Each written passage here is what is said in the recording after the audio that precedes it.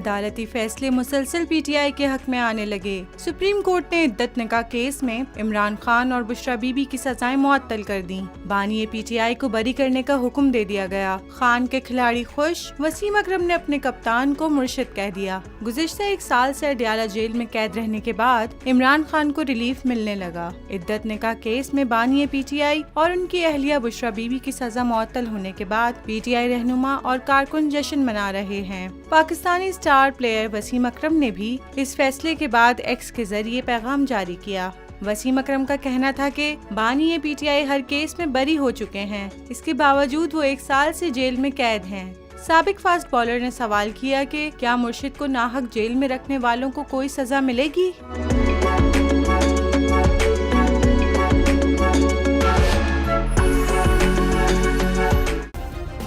Subscribe करें और bell दबाएं ताकि कोई खबर रह न जाए।